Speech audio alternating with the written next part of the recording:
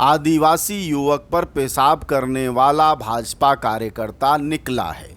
उसकी गिरफ्तारी हो गई है। हालांकि जिस विधायक का वह मुंह बोला प्रतिनिधि है, यानी सीधी विधायक केदार शुक्ला का, उसने कहा है कि प्रवेश शुक्ला उनका कार्यकर्ता नहीं है। हालांकि यह बात मुंह से कहना और सच से वाकिफ होने में दोनों में फ़र्क है। प्रवेश शुक्ला जिसने आदिवासी युवक पर पेशाब किया है वह भाजपा का ही कार्यकर्ता है। इस बात को साबित करने के लिए हम आपको यह बगल में स्क्रीनशॉट दिखा रहे हैं। आप सामने देखिए कि किस तरह वह रातों दिन सिर्फ भाजपा का प्रचार ही नहीं करता, बल्कि वह केदार शुक्ला के हर गतिविधि को शेयर करता है, उनकी तारीफ करता है और उनके प्रचार में लगा हुआ है।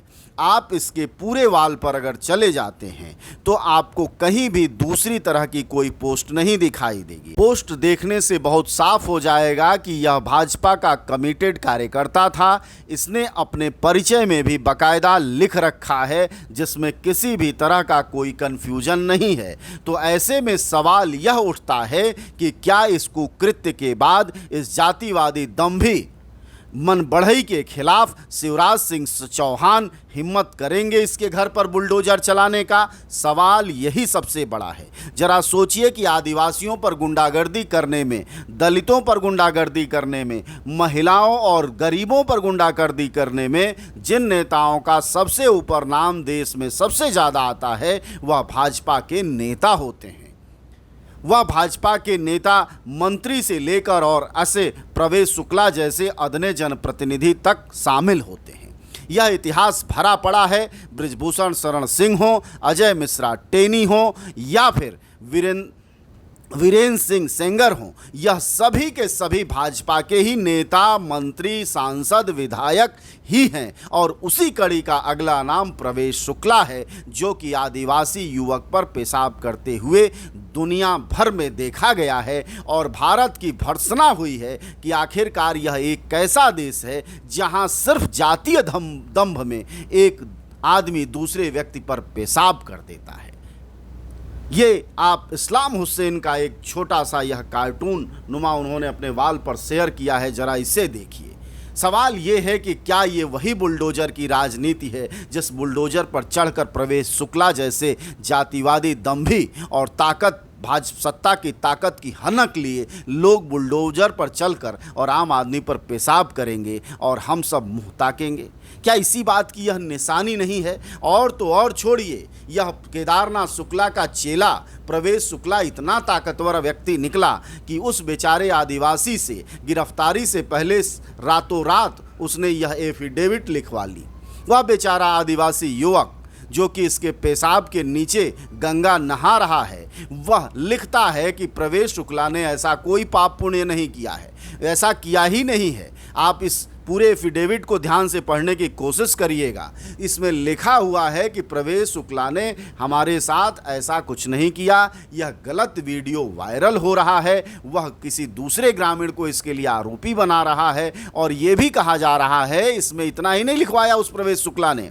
जी हाँ, विधायक प्रतिनिधि केदार शुक्ला, भाजपा के प्रतिनिधि प्रवेश शुक्ला ने लिखवाया है इसमें कि अगर कोई कार्रवाई की जाती है तो वो भी गलत होगी। और ये सब कौन लिख के दे रहा है? बेचारा आदिवासी।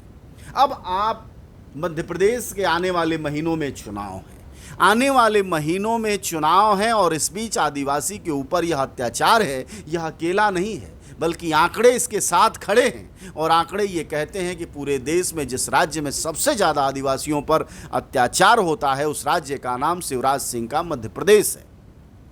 और उस मध्य प्रदेश में जब यह हालत सरेआम है तो ज़रा सोचिए सच कितना घिनौना और कितना हृदय विदारक होगा, कितना हिला देने वाला होगा कि मध्य प्रदेश में आदिवासियों की एक्चुअल स्थिति क्या होगी।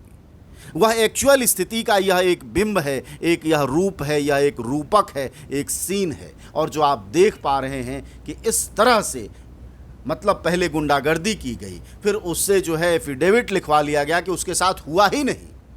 उसके सिर पर पेशाब किया ही नहीं गया, प्रवेश शुक्ला ने पेशाब किया ही नहीं, और यह गलत वीडियो वायरल हो रहा है। जो वीडियो वायरल हो रहा है उस पर कार्रवाई की जाए। और इतना ही नहीं, यह इस एफिडेविट में यह भी बात के लिए आश्वस्त उस बेचारे से करा लिया जाता है कि अगर कोई कार्रवाई होती है तो वह गलत होगी इनके खिलाफ। वाह शिवराज सिंह चौहान, वाह, यह है आपकी सरकार। अरे इतना मामला उठ गया तो आप NSA PSA जो लगाना चाहें वह लगा दें, लेकिन सच क्या है आदिवासियों का, यह तस्वीर बोल रही है, यह बता रही है कि असल में जब जनता मूढ़ हो जाती है और जनता अपने विवेक खोने लगती है और जाति और धर्म में बढ़ जाती है तो सत्ताधारी और सत्ताधारी के आसपास रहने वाले लोग किस तरह निरंकुश और तानाशाह हो जाते हैं। वह जानते हैं कि इस पेशाब कांड के बाद भी आदिवासियों का एक बहुत बड़ा वोट बैंक भाजपा को वोट देगा, वह भूल जाएगा। यही राजनीतिक चेतना का सवाल भारत में बार बार बना हुआ है कि इन तमाम अतियों, अत्याचारों, परेशानियों, मुश्किलों के बावजूद गरीब जनता का एक बड़ा हिस्सा उन पार्टियों, उन दलों, उन लोगों को वोट क्यों देता है जो उनके ऊपर ही गुंडागर्दी बर्पा करते हैं, उनकी ज़िंदगी बर्बाद और तबाह करते हैं, और सबसे बड़ी बात कि उन्हें इंसान कहलाने लायक भी नहीं छोड़ते। बराबरी तो देना बहुत दूर की बात है।